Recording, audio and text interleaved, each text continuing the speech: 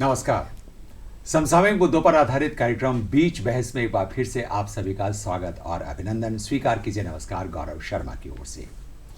सबका साथ, सबका विकास, सबका प्रयास और सबका विश्वास, ये वो चार मूल मंत्र हैं जिनको लेकर केंद्र सरकार आगे बढ़ती है, अपने फैसले लेती है और आम जन के लिए प्रयास करती है। और कहीं ना कहीं ये चार संकल्प केंद्र सरकार के हर प्रयास में, केंद्र सरकार के हर कदम में और केंद्र सरकार के हर फैसले में नजर आते हैं।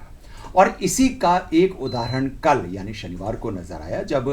केंद्रीय वित्त मंत्री निर्मला सीतारमण ने एक प्रेस कॉन्फ्रेंस में कुछ ऐसे केंद्र सरकार के प्रयासों की घोषणा की जिनमें प्रधानमंत्री नरेंद्र मोदी के नेतृत्व में कुछ ऐसे फैसले लिए गए जो आम जन को महंगाई से राहत दे सकें।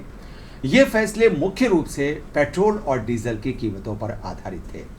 इन फैसलों की पूरे देश में चर्चा हुई और कहीं ना कहीं एक बहुत बड़े राहत के कदम पर इनको देखा गया।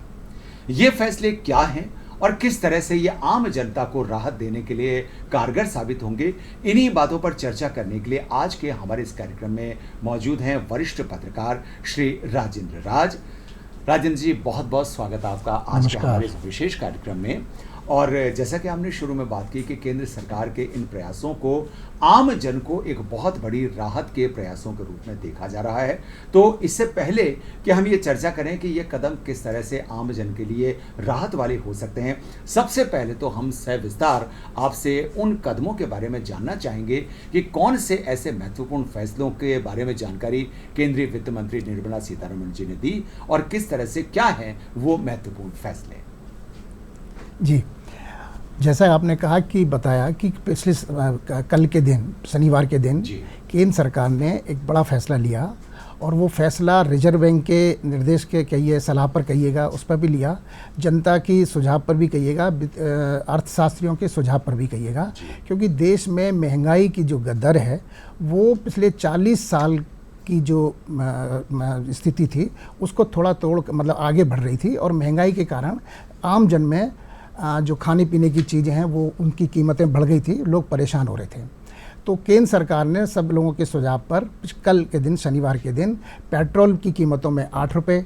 एक्साइज ड्यूटी कम की है, डीजल की कीमत में 6 रुपये कम किए हैं, गैस की कीमतों जो घर सब्सिडी दी जाती है खासकर महिलाओं के लिए, उसमें 200 रुपये सालाना वृद्धि, उसकी सब्सिडी दी है, कटौती की है। और कुछ ही तरह से उन्होंने कुछ फैसले और लिए हैं जिससे कि सीमेंट के, स्टील के दाम भी कम किए जा सकें, क्योंकि ये बड़ा तबका है जिससे कि निर्माण चीज़ें जुड़ी हुई हैं और निर्माण से रोजगार जुड़ता है। तो तीनों चीज़ें एक साथ काम करती हैं। पेट्रोल या जीवाश्म की जो कोयला है, तेल है, गैस है, इन सब से ये चीज़ें जुड़ी हुई हैं। जब ये चीज़ों की कीमतें बढ़ती हैं तो बेरोज़गारी भी बढ़ती है, महंगाई भी बढ़ती है। तो सरकार ने इन कीमतों को कम करके एक साथ कई चीज़ों पर राहत देने की कोशिश की है ताकि रोज़गार की वृद्धि हो सके, महंगाई को कम किया जा सके। क्योंकि पिछले दिनों से, जिस दिनों से कभी कहना चाहिए, चुनाव के कारण पिछले महीनों में 5 राज्यों में चुनाव हुए, 5 राज्यों में चुनाव हुए, महत्वपूर्ण फैसले शायद नहीं लिए जा सके थे। और ये जो डीजल और पेट्रोल की कीमतों में जो कटौती करने का फैसला लिया गया है, सरकार ने चुनाव से पहले 4 नवंबर को भी लिया था। तब उन्होंने डीजल की कीमतों में 10 रुपये की कटौती की थी और पेट्रोल की कीमत में 5 रुपये की कटौती की थी। तो ये एक तरह से उसके बाद का लिया फैसला है, क्योंकि इस बीच में रिजर्व बैंक ने भी अपनी जो दर हैं, ब्याज दरें बढ़ा दी थी और ब्याज दरें बढ़ने से जो होम लोन है और बहुत सारी चीज़ों के लोन हैं उनकी रेट बढ़ गई थी। तो उससे जो मकान बिकने की जो स्थिति थी या मकान के निर्माण हो रहे थे, हाउसिंग लोन की जो स्थिति थी, उस पर असर आ रहा था। तो सरकार ने अब इससे कई चीज़ों पर प्रभाव करने की कोशिश की है ताकि इससे अंकुश लगाया जा सके, महंगाई पर अंकुश लगाया जा सके और उस पर अंकुश से लगाने के साथ साथ उसको थोड़ी पिछला भी कम भी किया जा सके, ताकि लोगों को जो खान पान की चीज़ें हैं, तेल है, सब्जी है और फल फ्रूट हैं, जो भी खाने के जो आम जगह चीज़ें हैं, उसमें थोड़ी कमी की जा सके और राहत मिल सके। तो अब एक तरह से ये कहा जा सकता है कि पिछले जो एक चुनाव के कारण पिछले एक महीने के अंदर जो डीजल पेट्रोल की दामें जो पहले चुनाव के कारण रुकी हुई थी और उसके बाद में, क्योंकि आपको जानकारी में होगा कि हमारे देश में पेट्रोल डीजल की कीमतों का निर्धारण एक अलग से नियामक करता है, लेकिन एक्साइज ड्यूटी बढ़ाने और घटाने का अधिकार सरकार ये के केंद्र पास है। सरकार के पास सुरक्षित है। राजेंद्र जी, हमने जैसा कि बात की कि ये जो फैसले हैं वो सीधे तौर पर इसमें मुख्य फैसला जो है वो पेट्रोल डीजल की कीमतों के लिए किया गया। हमारे दर्शकों के लिए कुछ जानकारी पाना बहुत ज़्यादा ज़रूरी होगा, क्योंकि जब हम बात करते हैं पेट्रोल और डीजल की, तो ये पेट्रोल और डीजल किसी भी देश की अर्थव्यवस्था के लिए, खासतौर पे हमारी अर्थव्यवस्था के लिए इतना महत्वपूर्ण क्यों है, इसका अंदाज़ा कुछ तथ्यों से आप लगा सकते हैं। भारत दुनिया के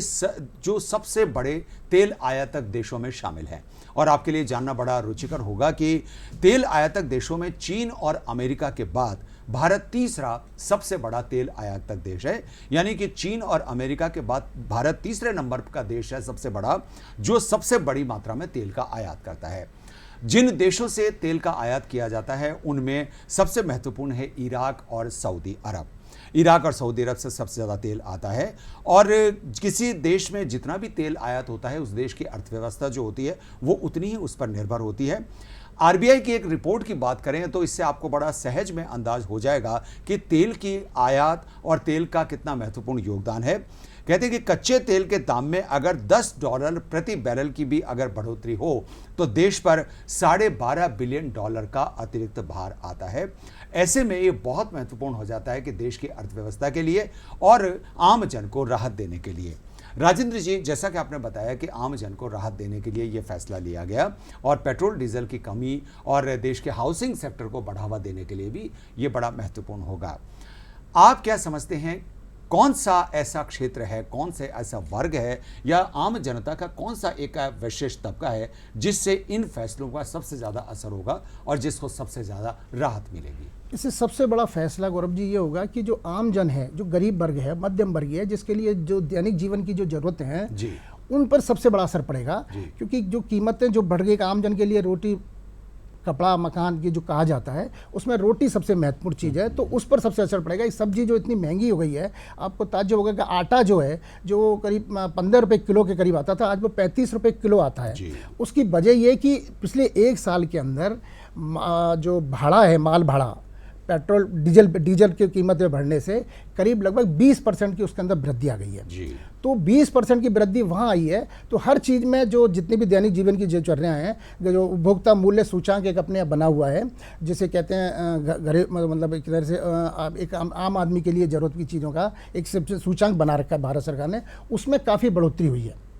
और उस बढ़ोतरी ने, हालांकि थोक व्यापारी दर पहले से बढ़ी हुई थी, तो वो दोनों चीज़ें बढ़ी हुई थी, लेकिन अब उसको कंट्रोल करने के लिए सरकार ने कदम उठाया है। क्योंकि माल भाड़ा मतलब पेट्रोल बढ़ता है, डीजल बढ़ता है, तो उससे माल भाड़ा सबसे बढ़ता है, तो सामान के आवाजाही जो होते हैं उससे कीमतों बढ़ रहा है। तो आम जन को, मतलब जो गरीब वर्ग है, मध्यम तबका है, उसको सबसे बड़ा लाभ मिलेगा। दूसरी बात बताइए, आपने चर्चा की, मतलब सवाल था आपका कि देश में हमारी ज़रूरत कितनी है पेट्रोल, और कितना हमारी ये धुरी मतलब एक तरह से काम करता है। एक तरह से कहा जा सकता है कि हमारी अर्थव्यवस्था का धुरी की तरह काम करता है, क्योंकि पेट्रोल का करीब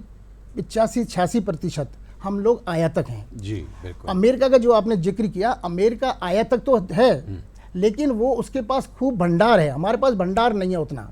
अमेरिका के पास भंडार है, लेकिन वो दूसरे देशों से खरीदता है, अपने यहाँ देश का कम रखता है और बेच भी देता है। हमारे यहाँ आपके कहने का मतलब ये है कि कहीं ना कहीं निर्भरता जो है हमारी ज़्यादा है, हमारी बहुत ज़्यादा है, हमारी बहुत ज़्यादा है, और इसलिए 86% जो हम आयात करते हैं। और अभी भी जो यूक्रेन रूस का युद्ध हुआ था, उसमें आपने चर्चा सुनी होगी कि अमेरिका ने कहा कि आप रूस से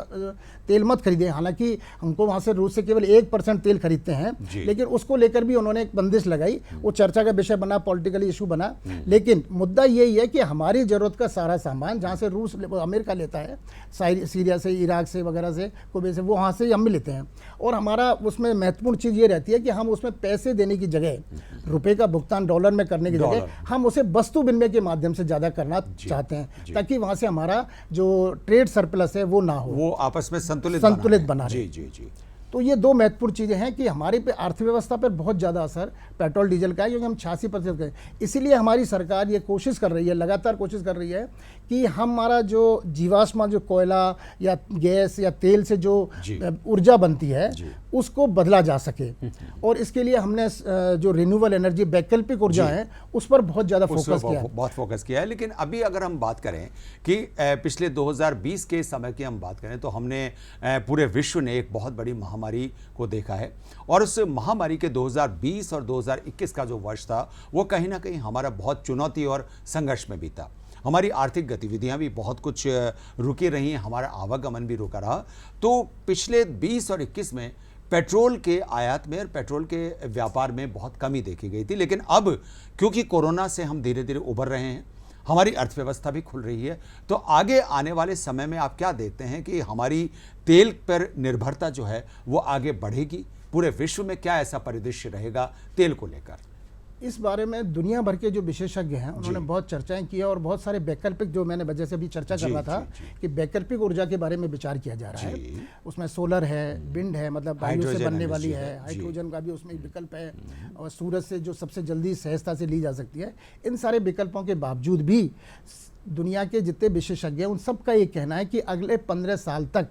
हम जीवाश्म ऊर्जा पर ही रहेंगे, जहाँ की धरती के जो गर्म गैस से निकाली जाने वाली जो कोयला है, उससे बनने वाला, उससे बनते तेल है और उस गैस है, हम इन तीनों पर ही निर्भर रहेंगे। हमारे जितने विकल्प हैं उन सब के बावजूद भी हम इस चीज़ों पर अभी नहीं बढ़ पाएंगे। उसके उनके अपने कारण बताते हैं, लेकिन मुद्दा यही है कि इन सब के बावजूद भी, क्योंकि ये जानते हैं, दुनिया के विशेषज्ञ इस बात को जानते हैं कि जीवाश्म ऊर्जा से प्रदूषण खराब होता है, निश्चित रूप से वो कार्बन बनती है। तो उसको रोकने के लिए यहाँ तक कि लोगों ने कहा है कि 75% जो आज की तारीख में तेल का उत्पादन है उसकी 75% कटौती कीजिए, तब जाकर के अभी जो हाल में पेरिस समझौता हुआ था उसका हम 2% वायुमंडल की जो ग्लोबल वार्मिंग है उसको कम कर सकेंगे। 75% कम करना तो बहुत बड़ी बात है, लेकिन वो संभव भी नहीं होगा। लेकिन लोग कहते हैं कि 15 साल तक, विशेषज्ञों का ये मानना है कि 15 साल तक तो हमें इस पर निर्भर रहना पड़ेगा। इस 15 साल में हम वैकल्पिक ऊर्जा पर अपनी तैयारी करें, उसको बढ़ाएं और उसको विकसित करें, ताकि हम ये वैकल्पिक ऊर्जा बढ़ा सकें जो हमें बिना किसी मतलब कहना चाहिए बहुत ज़्यादा खर्चे की नहीं मिलती है और पर्यावरण को भी नुकसान नहीं कर पहुँचती है, और बल्कि ये जो सूरज से है या हवा से है, ये हाइड्रोजन ये जो बनाई जा सकती है, इन सब से चीज़ों को। इसमें दो बातें बड़ी महत्वपूर्ण हैं कि पहली बात तो ये कि आपने कहा कि 15 साल तक, विशेषज्ञों का कहना है कि अगले 15 साल तक हमें इन पर निर्भरता रहेगी। लेकिन सवाल यह है कि अगर हमने इसके ऊपर आज ही सोचना शुरू नहीं किया तो शायद हम 15 साल के बाद ये अवधि जो है वो और कहीं ना कहीं ज्यादा देश के हिसाब से अगर देखा जाए, राष्ट्र के हिसाब से देखा जाए तो 15 साल की अवधि बहुत छोटी है। दूसरी बात यह कि जैसे आपने इन जो ऊर्जा के जो गैर परंपरागत स्रोत हैं, जो रिन्यूएबल एनर्जी की आपने बात कही, हम इस मामले में क्या भारत जैसे देश को आप भाग्यशाली नहीं मानते कि जहां सोलर और विंड एनर्जी की और जितने भी प्राकृतिक संसाधन हैं उनकी प्रचुरता है और हम कहीं ना कहीं और देशों की तुलना में इसमें बेहतर काम कर सकते हैं? हाँ, जल से इसीलिए है ना, हमारे अभी जैसे नेपाल से अभी जो हमारे प्रधानमंत्री जी नेपाल गए थे तो वहाँ यही कांटेक्ट किया है कि भाई वहाँ जो उनके पास जो जले है, जो नदी है, उसका समुद्र का पानी रोक करके उसकी बिजली बनाई जा सके। तो निश्चित रूप से इस पर बहुत फोकस किया जा रहा है और बहुत ज़्यादा सरकार हमारी इस बात पर प्रयत्नशील है कि ताकि वैकल्पिक जो ऊर्जा है, गैर परंपरागत, मतलब जो अभी तक का जो परंपरागत है, जो जीवाश्मा है, जो धरती के गर्भ में से निकाल रहे हैं, इसकी जगह कुछ और विकल्पों पर विचार किया जाए। और तेज़ी से इस पर कार्रवाई कर रही है और सरकार इस पर सब्सिडी भी देती है ताकि लोग अपने छतों पे प्रेरित हों, मतलब छतों पर सोलर पैनल लगाएं। प्रेरित तो सब्सिडी से होते हैं कि उनको अभी जैसे राज्य सरकार ने कभी शायद कुछ विचार चल रहा है और इसके कारण राजस्थान में अभी रुका हुआ है कि सब्सिडी देते हैं। ये राजस्थान सरकार की भी एक पॉलिसी है, केंद्र सरकार के निर्देशानुसार ही, कि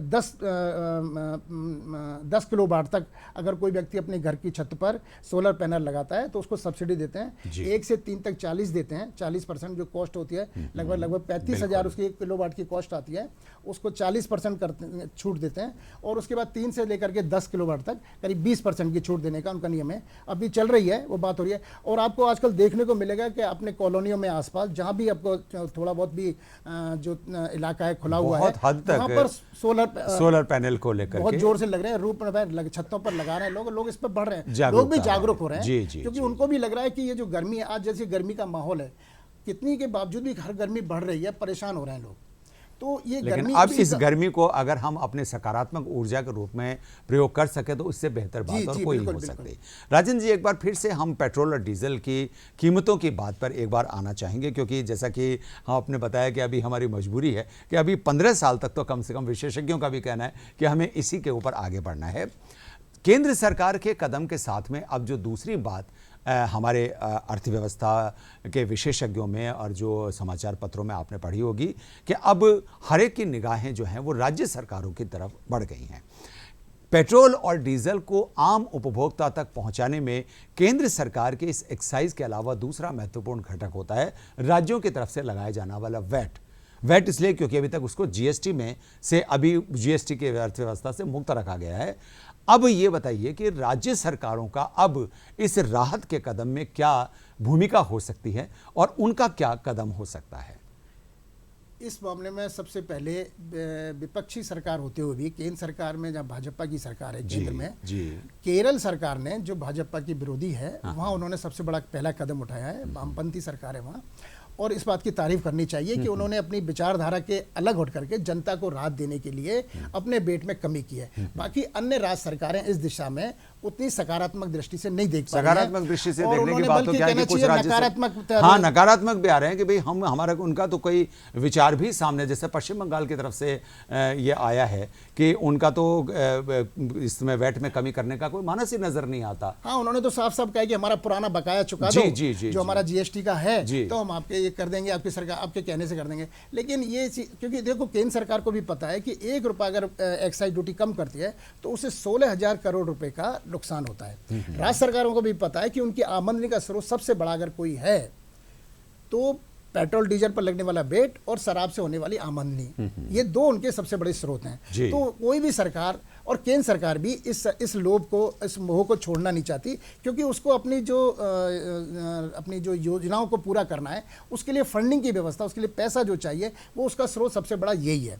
तो ये निश्चित रूप से अपनी तरफ से होना चाहिए, उम्मीद करनी चाहिए कि केरल की तरह अन्य जो भाजपा की जो गैर सरकारें हैं, गैर बीजेपी सरकारें हैं, वो भी इसमें पहल करेंगी। राजस्थान सरकार भी करे तो बहुत अच्छा रहेगा, क्योंकि हालांकि वैसे राजस्थान सरकार के हिसाब से अभी जो 2 रुपये कुछ 16 पैसे शायद कम हो जाएगा वेट अपना, जो केंद्र सरकार ने 8 रुपये किया है, तो राजस्थान में शायद अपने को 10 रुपये 16 पैसे की पेट्रोल में कमी मिलेगी, और यही शायद 7 रुपये के करीब 6 रुपये का जो एक्साइज ड्यूटी कम किया है, तो राजस्थान में शायद 7 रुपये कुछ पैसे होगा, तो राहत तो मिलेगी निश्चित रूप से। राजस्थान सरकार वेट में और ज़्यादा कमी नहीं करेगी क्योंकि उसका अपना एक राजनीतिक है। लेकिन इस सब के साथ भी एक बहुत चौंकाने वाला जो निष्कर्ष है गौरव जी, वो उस पर विचार करने का बात है, क्योंकि अभी पिछले दिनों दिल्ली में एक सम्मेलन हुआ, उस सम्मेलन में कहा गया कि महंगाई सुरसा की तरह बढ़ रही है, बेरोजगारी की दर भी पिछले 40 सालों की जो रफ्तार थी उसको तोड़ करके, पिछले साल से तो खैर 40 साल कम है, लेकिन वो इस बार लगभग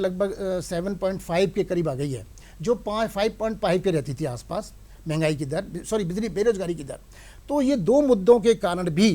मतलब ये विशेषज्ञों का एक चिंता का मतलब एक विषय है कि महंगाई बढ़ रही है, बेरोजगारी बढ़ रही है, लेकिन जनता में असंतोष नहीं है। ये उनके लिए सोचने का विषय है, और ये बड़ी बात है, बहुत बड़ी बात है कि जनता में असंतोष नहीं है, क्योंकि चुनावों में जीतना किसी भी सरकार के लिए ये माना जाता है कि उसकी जब तक की जो नीतियां हैं उन पर मोहर लगाना है। और अमूमन जो नीतियां हैं चुनाव में, जो सबसे ज़्यादा नीतियां प्रभावित करती हैं वो अर्थव्यवस्था की आर्थिक नीतियां प्रभावित करती हैं। क्योंकि आपको याद होगा कि प्याज की कीमत एक बार बढ़ गई थी, तो केंद्र सरकार की बहुत सारी उपलब्धि, सरकार जो है तो वो अचानक से इस बात, तो मतलब प्याज जैसा महत्वपूर्ण, तो अभी इस चर्चा का विषय है और बहुत ज़्यादा गंभीर चिंता का विषय है लोगों के लिए, राजनीतिक विश्लेषकों के लिए, कि देश में महंगाई की भी दर भी बढ़ रही है, बेरोजगारी भी दर बढ़ रही है, उसके बावजूद भी जनता में असंतोष नहीं है। क्यों? क्योंकि पिछले 5 राज्यों के चुनावों में 4 राज्यों में वापस बीजेपी ने अपनी वापसी की। ये अलग बात है कि यूपी में थोड़ी कम हुई, सीटें कम हुई, उत्तराखंड में भी कम हुई उनकी सीटें,